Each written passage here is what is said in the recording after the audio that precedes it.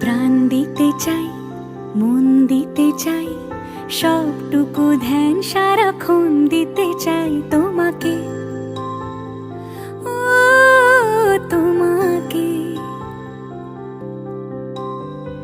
স্বপ্ন সাজাই, নিজেকে হারাই, দুটি নয়নে রোজ নিয়ে শুতে যাই তোমাকে।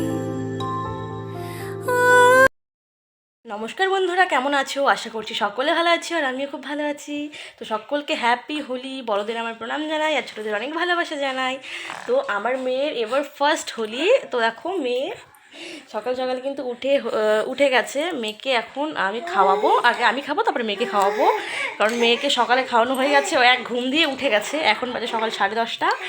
আর মেয়েকে দেখো এই টুপিটা পরিয়েছি, দেখাচ্ছি তোমাদের। এই যে বাবা, এই যে এই যে এই যে এই দেখো, এই টুপিটা মেয়েকে পরিয়েছি। এই টুপিটা হচ্ছে আমার বাবা কিনে দিয়েছিল। মেয়ে যখন একদম ছোট ছিল, যখন মানে এখন দুষ্টামি করতে শেখেনি, একদমই ছোট ছিল যখন, ওই ধরো দুর্গাপূজার সময় কিনে দিয়েছিল। তখন জুলাই, আগস্ট, সেপ্টেম্বর, অক্টোবরে কিনে দিয়েছিল, যখন ওর 4 মাস বয়স তখন কিনে দিয়েছিল। তো এই টুপিটা এখন না ছোট হয়ে গেছে। তো আজকে তো রং খেলবে সবাই, আবির দিবে। তো যদি মেয়ের মাথায় পড়ে তার জন্য মেয়েটাকে টুপি পরিয়ে দিয়েছি। আর দেখতে পাচ্ছ কেমন দুষ্টামি করছে।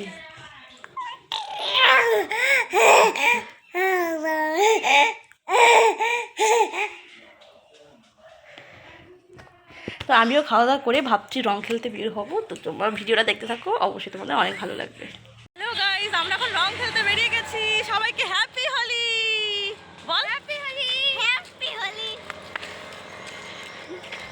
বন্ধুগণ, আমার ছোট ছোট পুচকে ভাস্তিদের নিয়ে বেরিয়ে গিয়েছি রং খেলতে। মেয়েকে খাইয়ে দাইয়ে ভালো করে ফ্রেশ করে ঠিকঠাক করে ঠাম্মির কাছে দিয়ে এসেছি।